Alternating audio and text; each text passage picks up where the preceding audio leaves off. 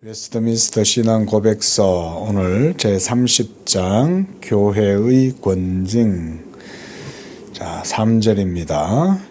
교회의 권징이 필요한 것은 범죄한 형제들을 교정하고 잃어버리지 않기 위함이요 다른 사람들이 그 같은 범죄를 범하지 않도록 막기 위함이요 전체 덩어리를 오염시킬지도 모르는 누룩을 깨끗이 제거하기 위함이요 그리스도의 명예와 복음에 대한 거룩한 고백을 옹호하기 위함이요 하나님의 진노를 미연에 막기 위함이다. 그런데 그리스도의 언약과 그 언약의 인치심을 악명 높고 완악한 범죄자들에 의하여 더럽혀지는 것을 신자들이 묵인하는 경우 하나님의 진노가 교회에 당연히 임하게 되는 것이다. 자, 권징. 우리가 이제 야단 맞는 거 누가 좋아하겠어요, 그렇죠? 그런데 이 영적 생활, 신앙 생활에도 우리가 규범이 있죠. 바로 하나님의 말씀의 규범을 따라서 우리가 하나님을 섬기고 또 예배하고 또 기도도 또 영적 생활도 모두 하나님 말씀 따라 하는 거잖아요.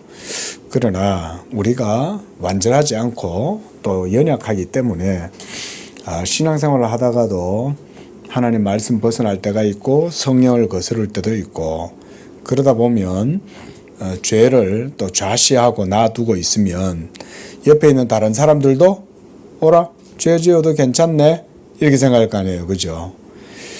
교회 안에서도 이런 일들은 많이 일어날 수 있습니다. 오늘날에도 너무 교회들이 이리저리 많이 있고 이러다 보니까 도시 교회들이 성도들이 이제 한 교회에 딱 정착해가지고 예배를 드리고 신앙생활을 하면 그래도 그 교회 목사님한테 이제 야단도 맞을 수도 있고 목사님이 때로 잔소리를 할 수도 있는데 이 교회 갔다 저 교회 갔다 이제 이러면서 하면 이게 이제 그걸 못 하는 거예요.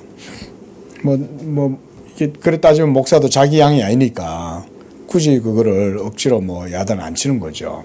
근데 이제 신앙의 그런 덕이나 또 신앙 양심에 위배되거나 이런 경우에는 목사님이나 또 교회의 장로님들이나 교회가 그런 것에 대해서 이제 한마디로 경책을 하는 거죠. 경책.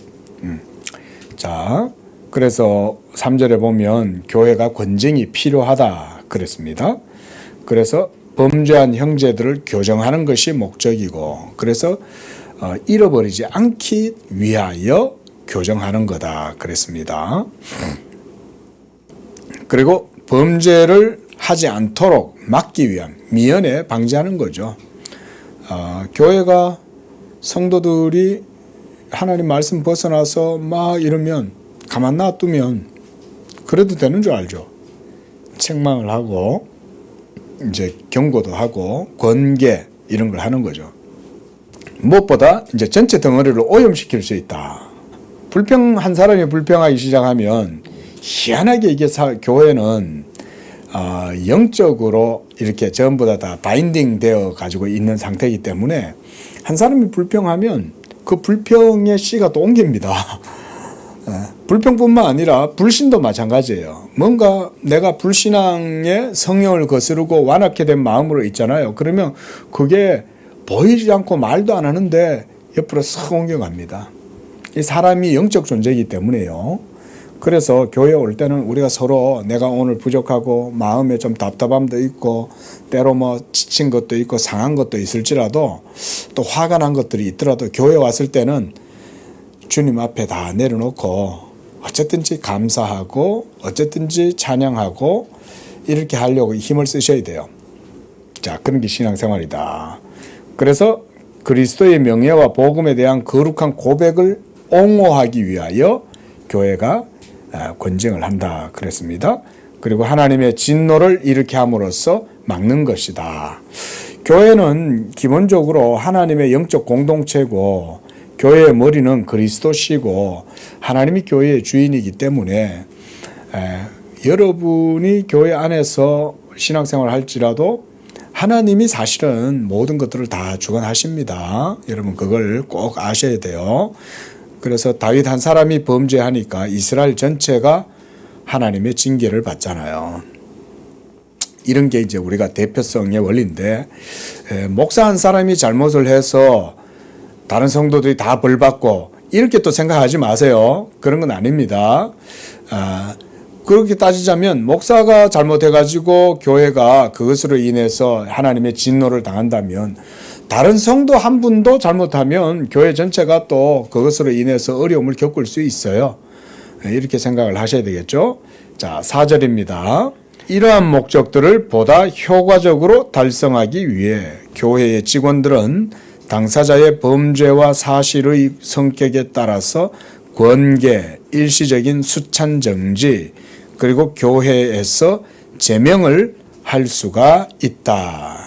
제명, 이러면 이제 교회 회원이 아니다 이거죠. 그럼 교회 회원이 아니므로 출교가 되는 거예요.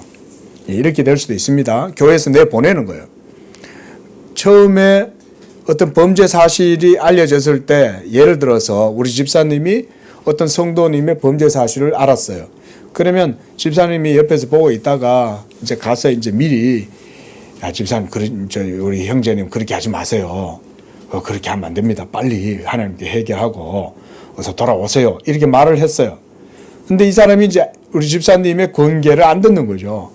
그러니까 그 다음에 집사님이 이제 교회 와서 목사한테 이제 장로들한테 이제 의논을 하는 거죠. 아, 목사님, 장로님, 어떤 모모 형제가 지금 심각한 죄에 빠져 있는 것 같은데 어디 도박에 빠져 있는 것 같습니다. 또는 알코올 중독에 빠져 있는 것 같습니다. 아니면 말이죠, 어떤 여자하고 좋지 않은 잘못된 그런 관계를 맺는 것 같습니다. 이러면 어떻게 해야 되겠어요? 그때는 이제 처음 해가지고 말을 했는데 안 들으면 그 다음에는 교회 와서 증인들로 하여금 가서 공적으로 이제 얘기하는 거죠. 그래서 두세 증인을 데리고 가서 다시 또 이제 권계를 하는 거죠. 형제님, 그러면 안 됩니다.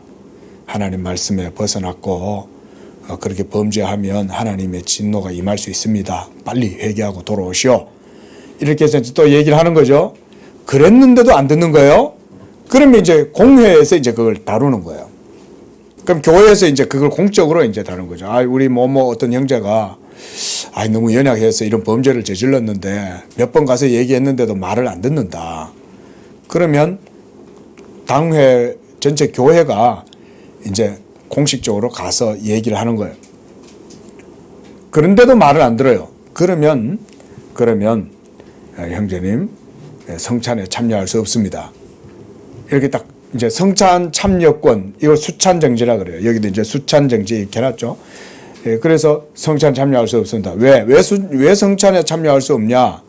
그것은 성찬이라는 것 자체가 그리스도의 몸을 먹고 마심으로 죄사함의 은혜를 확신하고 그 죄사함의 은총을 감사하는 게 성찬이잖아요.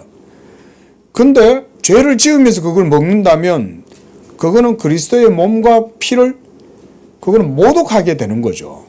그렇죠? 성결하게 하는 그리스도의 그 거룩한 의식을 무시하는 거니까 대번 일단 성찬 참여 금지 딱 하는 거예요. 그런데도 또 말도 안 들어. 그러면 당신 때문에 더 이상 좌시할 수 없게 되었다. 우리 형제 한 사람이 범죄해서 말을 안 듣고 이렇게 완악하게 그리스도의 법을 안 따르니 다른 주변의 형제들, 지체들이 그걸 보고 그 죄의 병이 오염되고 번질까 두렵다. 당신 우리 교회에서 제명하겠소. 이렇게 딱 하는 거예요. 이런 것들도 우리 다 교단 헌법이 다 있습니다. 그냥 목사가 혼자서 이렇게 하는 거 아니에요. 어떤 장로가 개인적인 악감정을 가지고 누구를 함부로 할 수 없어요. 노회와 총회 법이 다 있습니다. 그러려면 교회가 조직이 되어져 있어야 되겠죠.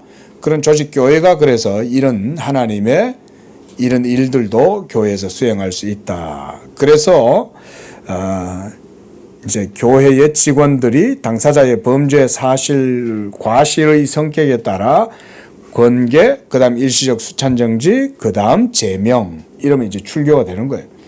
교회 회원이 아닙니다라는 걸 하는 거니까. 자, 이런 식으로 해서 교회의 거룩성을 보존하는 겁니다. 사람의 숫자가 아무리 많고 적고가 중요한 게 아니죠. 하나님 앞에서는. 그렇죠. 하나님 앞에서는 숫자가 중요하지 않아요. 그래서 목사님들도 너무 성도들 눈치 보면 안 돼요. 성도들이 연약하니까 그것 때문에 눈치를 보는 거지, 성도들이 뭐 적어가지고 교회에 헌금이 떨어지고 또 숫자도 적어지면 교회도 운영이 안 되고 그래가지고는 성도들한테, 신도들한테 아무 말도 못하고 이러면 안 됩니다. 그렇죠? 목사도 그러고 장로님들도 그러고 교회의 거룩성을 유지하기 위한 이런 하나님의 법대로 이루어지는 게 중요하다.